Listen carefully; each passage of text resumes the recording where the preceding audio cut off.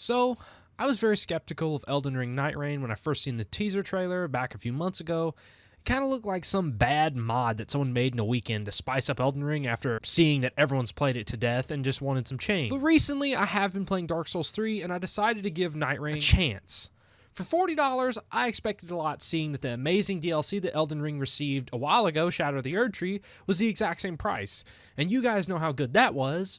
So I went into this knowing that the game was going to be at least half decent because my buddy Aaron had been playing it and he said that it was a lot better than he expected, but I could have had a different experience. And it doesn't feel right coming out of my mouth, but I gotta say, I absolutely love this game. It's got a lot of amazing things, like the fact that the map itself is built for this new traversal system that they've implemented. And forgive me for saying this, but this game doesn't feel like a Dark Souls game, hardly. When you're just running around, it's closer to something like Ghost of Tsushima, which I just got done beating, so please check out that video. But the movement is a lot smoother and a lot faster than most Dark Souls games. It doesn't feel so clunky and slow. It feels like you're a light build on every character you play. One of my favorite aspects of this is there's no fall damage whatsoever unless you fall into like a bottomless pit, so you can just jump off wherever you want and be fine. You can scale up mountains, and if they have edges to climb on them, you can. And they integrated this into the map by adding these big piles of headstones. By adding these big piles of headstones which lead you up every mountain, or these glowing blue cracks in the mountain that you can leap up really, really high with. And dare I say this, but I really wish this was in normal Souls games, bro. I love this. Do you know how many times I've died just because I was trying to jump off? I was jumping off a ledge that wasn't even that far down, and I expected to live, but then I slam into the ground and kill me and my steed? Way too many. Do you know how many areas would be easier if I could do this whole wall jump and climb thing? And it works so well for the way this game plays, which I will explain later. But I loved it. I didn't expect myself to like it as much as I do,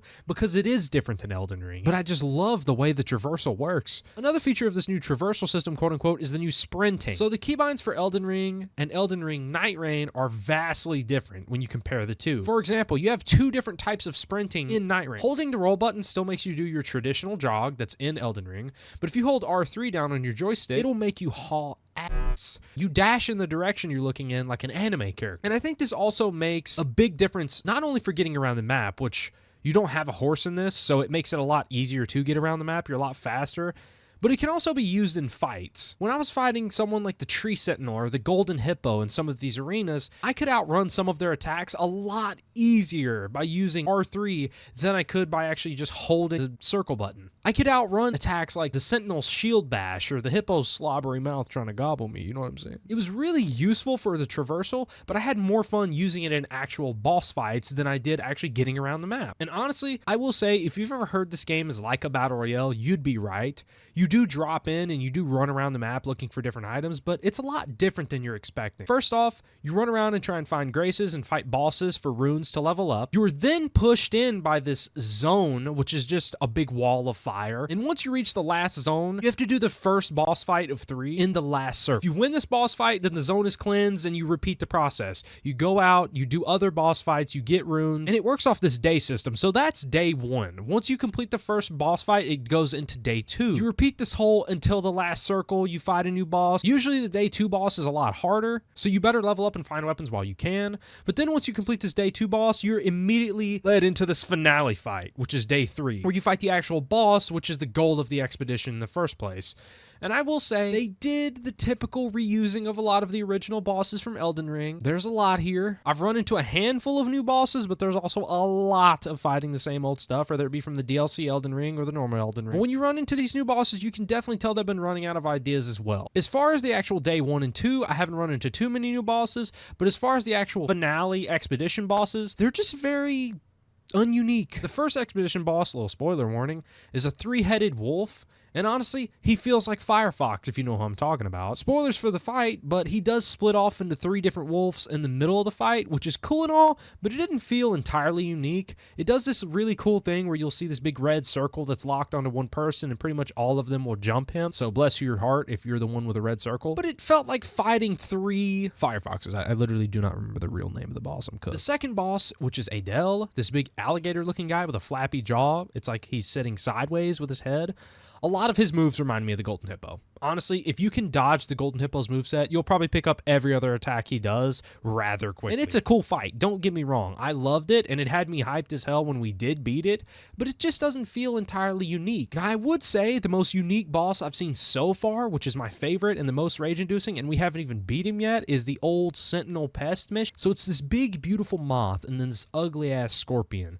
Somehow they become best friends and they want to jump you. This boss, you cannot just go in and learn their moveset in 10 seconds. From other bosses similar, the moth shoots magical shit at you while the big scorpion does his big dash, and the big dash is kind of similar to Tree Sentinels, but its distance is different and the timing is different, and he turns into concrete in the middle of the fight where you can't damage him, and it's a whole lot of difference. It's not something stolen from some other boss. It doesn't feel like a repeat like the other two I just mentioned did. It is completely unique.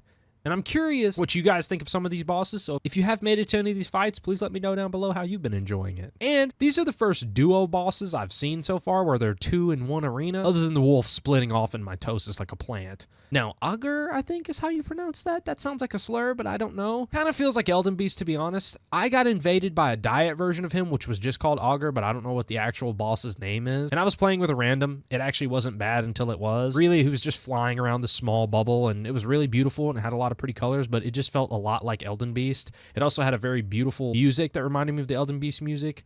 And I'm curious how the actual full-blown boss is in this arena, because I'm sure it'll pick up a lot. It'll be a lot cooler, but I'm sure it'll also pick up a lot of its skills from Elden Beast. These boss fights aren't bad, but like I said, they just aren't as iconic as I was expecting for that $40 price tag like we got with the DLC. The DLC had some repeats, but it wasn't so many as this game has, where the first day in your expeditions, it's just repeats of the same bosses you fought, like Golden Hippo and Tree Sentinel, and it's rarely a new boss that you fight in this part of the game, versus when you actually make it to the last expedition, that's where you get to see the uniqueness, and it's just not very unique. Now, one of my favorite parts of this game is the classes. So instead of you making unique builds for this game, like a dex build or a strength build, there are 6 classes to choose from with an optional 2 classes you can unlock later. And you have these relics, which you can either earn or buy in the round table hold, that grant you weird random stuff. Like, for example, I have a relic that makes my starting weapon inflict fire damage until I again change weapons, and it's on one of my classes. There's a bunch of weird stuff like this. Like, it'll grant you 2 dexterity plus, and you'll be better with dex weapons, or maybe you'll gain a little bit of FP if you make a successful attack. There's a lot of really cool ones, but also there's just kind of meh. They're up in the air. But these classes are pretty vital, and you kind of have to know how you plan on playing before you pick one. There are a lot of options. If you like being a strength build in traditional Elden Ring with a really, really heavy weapon, you can pick someone like Guardian, who has a lot more health, can block incoming attacks with his shield. He heals teammates and outputs a shit ton of damage, and he's just pretty much a brute. If you like playing dex builds, you can play my personal favorite, which is the Executioner. He has this katana that's not great, but he can pick up other katanas, commonly what he has. It's a lot more fast-paced of a character, and he feels very light on his feet. Feels like I die a lot faster if I do get hit, but it's a lot of fun. And also, if you like Dex, there's another character that's called Wilder, I think, or just Wild. I can't remember. They have a grappling hook, which you can pull in enemies with, or pull yourself to the enemies if they're a lot heavier, and it uses a lot of the Dex-style swords that I was mentioning earlier, like katanas, swords, and axes, and whatever else. They have things like the Archer and the Sorcerer for those who like using horrible things to fight with, but I have not played them because I don't use that. No, but seriously, all these classes are very unique, and they do their own thing. And another bonus is you can use any weapon once you load in, honestly. It's just whose ability do you like more. And again, if you're going to play an archer, you want to use a bow. If you're going to play a sorcerer, you're probably going to be looking for better staffs within loot, because that's what your abilities are built off of. And that leads me into my next point. The abilities of these classes are a lot more important, because the weapons can be replaced, but your actual ability are what comes with the classes. And for example, like I said earlier about Wilder, the grappling hook is an ability, but there's also, which my favorite part of all these characters is, they have this ultimate. For example, like Wilder, he has this big-ass cannon that he has on his arm that you can level a character if he doesn't have a whole lot of health, and it's just a whole lot of fun to use. My favorite, Executioner, turns into this big-ass creature that you get to play as, and it is the most fun I think I've ever had in any Dark Souls game, because you literally turn into a 20-foot-long beast. It is so fun to look at your buddy that's down and go, I'm going beast mode, and go to pick him up. There's another character that I can't remember the name of that'll make you invisible for a brief moment of time. There's characters that can heal you immediately. The Guardian is a bird, and he can fly into the air and slash the boss down with his sword. There's a lot of unique abilities when it comes to these classes, and it just makes this game 10 times more fun. You know how earlier I mentioned that the trailer kind of looked like some shit mod that someone made? This is the shitty mod that I'm talking about, but it's actually a really fun mod. These abilities make or break a fight sometimes, because sometimes you may turn into a beast and get shit on by the tree sentinel like I always do. Or maybe you'll stun lock him with. Maybe you'll be wilder and you'll sneak under someone's armpit and blow your damn cannon up under him and it'll knock him or stun him. Maybe your teammate goes down and you'll turn everybody invisible and go pick him up so you ain't got to worry about the boss attacking you.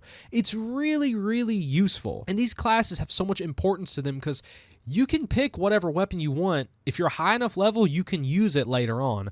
But you should pick the class and ability that you deem more useful to you or to your friends than worry about the weapon that it comes with, because you can get another one later. Now, that being said, if everything I just mentioned sounds like you'd enjoy it, get it.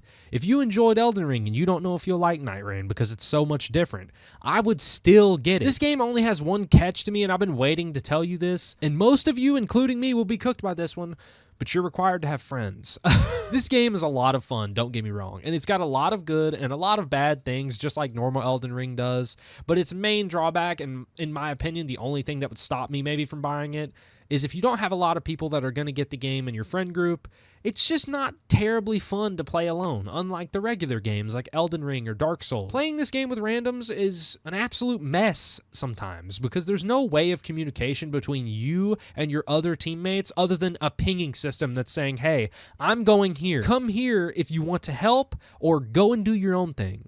And this is why I play with my buddy Aaron. If I play it alone, I'm not going to have fun. I play alone on the occasion, but I try to avoid it as much as I possibly can. Most, if not all, this footage you're seeing has me playing with Aaron, because this game is just way more enjoyable with friends. This game is hard stuck multiplayer, and there's no way you can play this alone. This game is hard stuck multiplayer, but it just doesn't have the level of communication that playing seamless co-op or any other multiplayer game has. Elden Ring's always been something I've seen more people enjoy alone than I've seen play multiplayer, but multiplayer is a big part of it. This game is only multiplayer, so if you want to play a game and play it alone and get enjoyment out of it, I don't think this game is for you. It's hard to fight a boss with a stranger if you can't communicate with him and be like, oh, I'm backing up, please take aggro, I need to heal, or oh, okay, you're gonna go heal our teammate, I'm turning into the creature thing, I'm gonna protect everybody. It's really hard to enjoy with randoms, especially if you have no idea what you're doing and they have no idea what they're doing. The first hour of this game's release was probably the worst thing I've ever seen watching other streamers play it, but even my first day was horrible because I didn't know what I was doing, they didn't know what they were doing, and it was just a big mess. The longer this game is out, the more fun it will be for randoms and solo queuing within, but it just sucks. And also, something I didn't get to mention earlier, but I would like to shed a little bit of light on, is the reviving system is trash. If you go down, you have to get smacked by your teammates to get up, which I just don't like. There's this meter that builds up every time you're down too, and once the meter hits 3 bars, it's hard to get revived. You can get revived, especially if you're in a boss fight. You're not going to die, but it's hard. All in all, I would buy this game again, but just make sure you have a buddy getting it too. Also, I haven't mentioned this in a video in a really long time, but I still do have a one-shot code if you guys want to use it at their shop at oneshotenergy.com. You can use AMB Judo Potato for 10% off your next order, and I love these things. You guys already know. I've been buying them since way before they gave me a code. So if you want to do that, give them a try. I recommend the Cherry Coke flavored ones. They're my favorite. They kind of just taste like cherry. They don't taste like Coke. Anyways, I hope you guys enjoyed this video, and I hope I helped you decide if you want to get the game or not. And I'll see you in the next one. Bye.